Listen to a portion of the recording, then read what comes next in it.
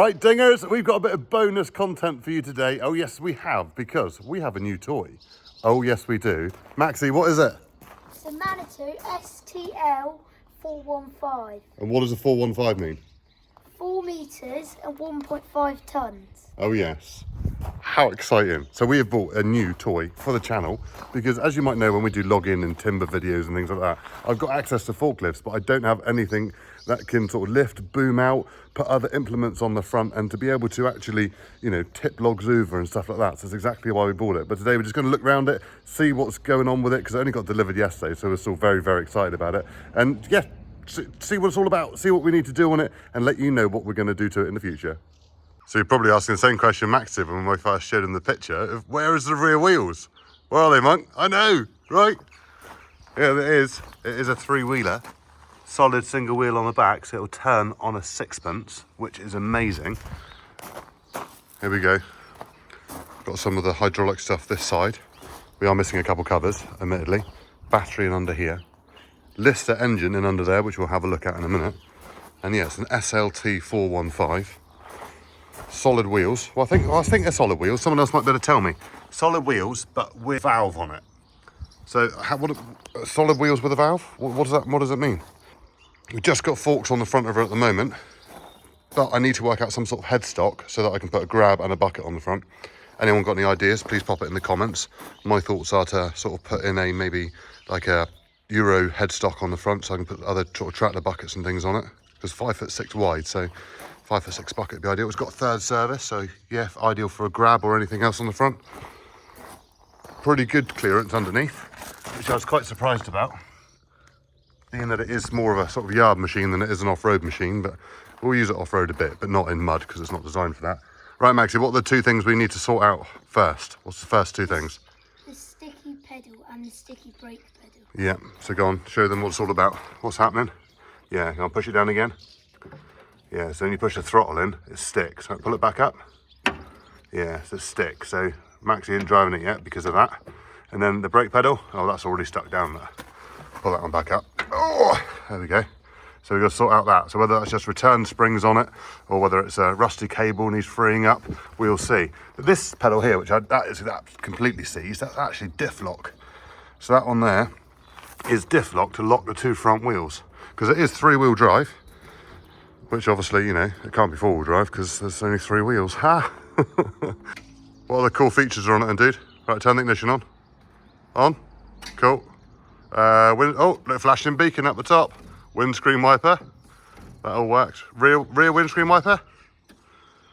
That doesn't work, does it? No, so we've got to have a look at that, see what's going on with that one. What else have we got? Yeah, we haven't got proper joystick control, but to show them what the levers do, dude? Explain that. That's your third service. Yeah, so that's for your grab on the front, that one, That's yeah. your boom in and out. Yeah. That's up and down. Yeah. And that's crowd forwards and crowd back. Yeah, exactly that, dude. Awesome. Yeah, so we've got park brake down here, so sort of electronic park brake. Have no idea how that works. I was expecting to see a lever, you know, as you are. How many hours has it done, dude? 3,644. Which is pretty much nothing, isn't it? Yes, it's a 2003 machine with only 3,600 and something hours. 44 hours on it, so it's done nothing in 20 years.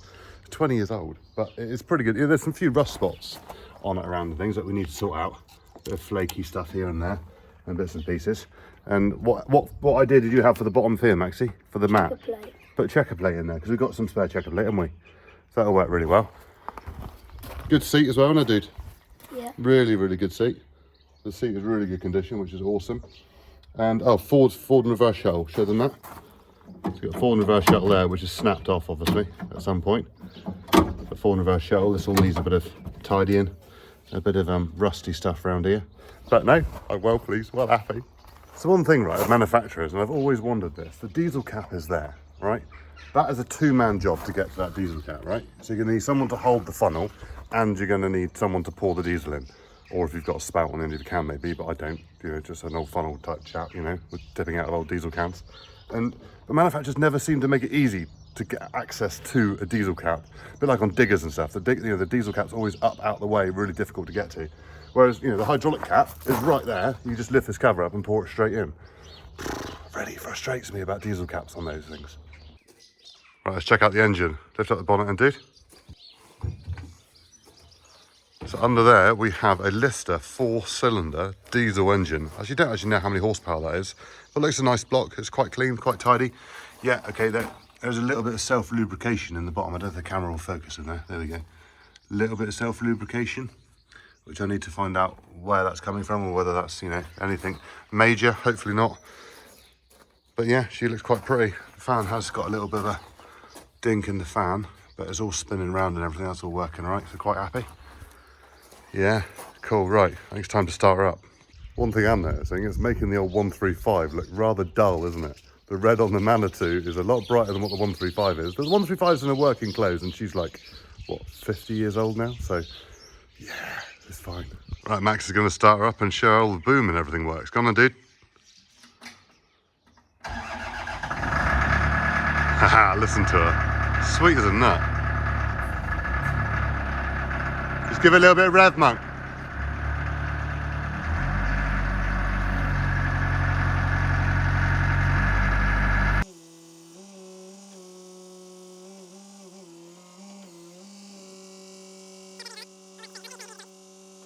I think it's to 4 metres. I'm guessing it's to 4 metres because it's a 415, so 4 metres at 1.5 tonne. But that is more than 4 metres already, isn't it? It's the first time I've actually seen it go all the way out because I was sat in it when I done it. That is more than 4 metres. That must be like 6, 8, I don't know. He's not bad for a 10-year-old, is he? He knows what he's doing. It's the first time he's driven it. He knows that all works. His brother-in-law's got a proper big Manitou, but that's a joystick control. Some of you have seen Lee in other videos. He's quite excited about coming to have a look at our Manitou.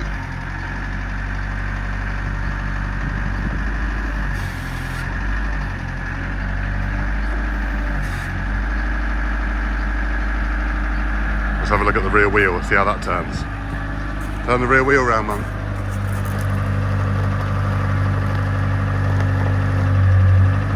And the other way.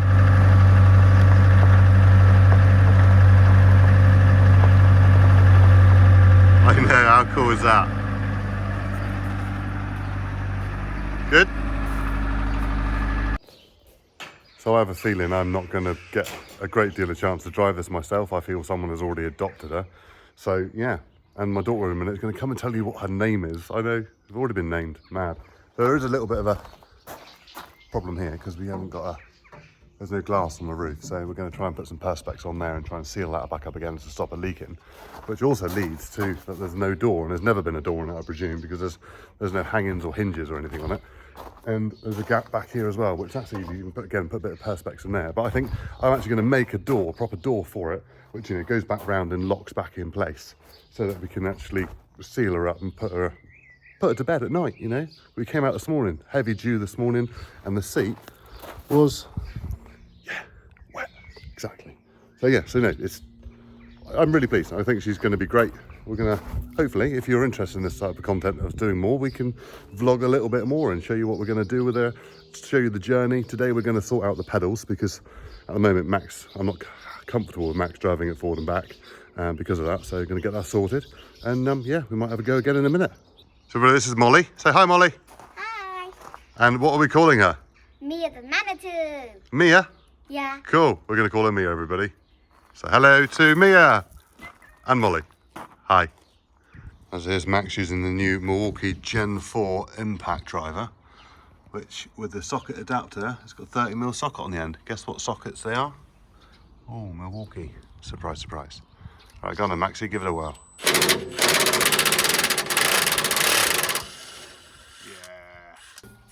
Yeah.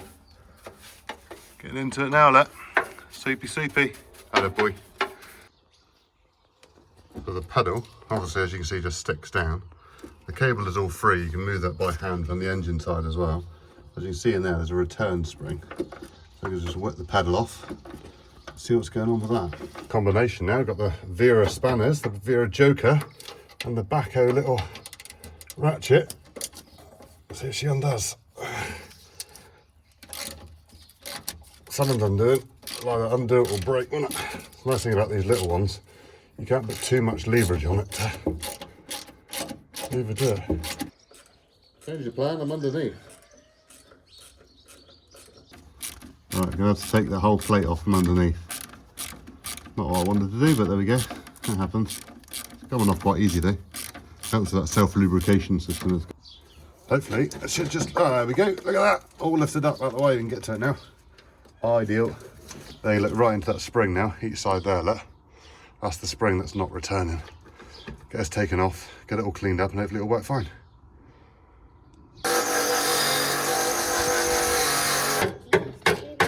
Busy scraping, Monk?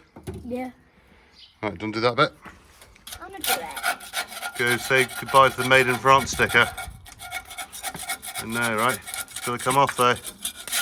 Ah! Why does it need to come off? What do you think of it, mate?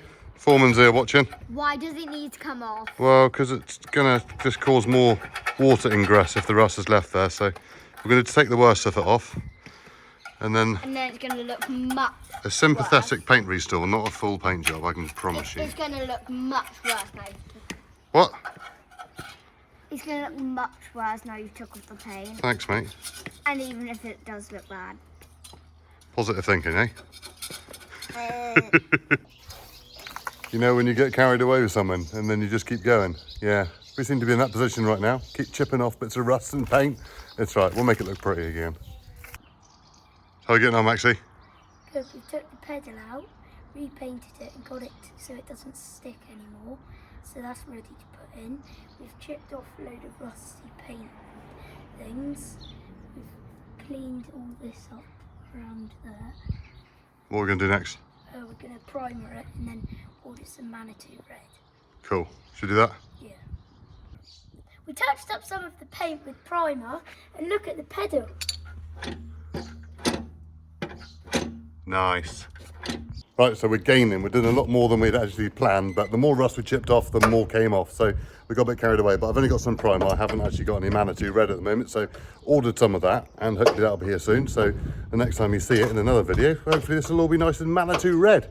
But we're going to sort out this shuttle now, Max, aren't we? Yeah. The forward and reverse shuttle, because it is, well, one, it's very wobbly and it's snapped off. So I'm going to take the covers off, see what we find. But that pedal, look at that. Well happy with that. Look at that. See if it works in a minute when we start her up. Right, Max has come up with the genius idea to firm up this bracket. Perfect there. And I've got an old spark plug spanner and something off an old kids trike we've got. I'm going to put the two together, push that in there like so, like that. Go in there. There we go. And now we can put that on the end, drill a hole through, and then we've got our forward and reverse shuttle. Oh yes we do. New Gen 4 Milwaukee drill. Nice.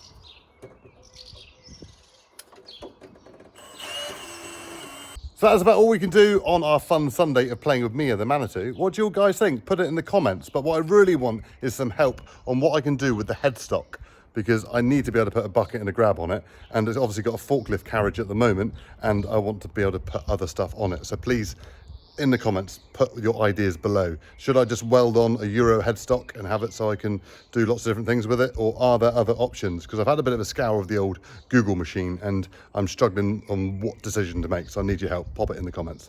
Anyway, thank you very much. Say bye, Max. Cheerio. We'll see you soon. Bye.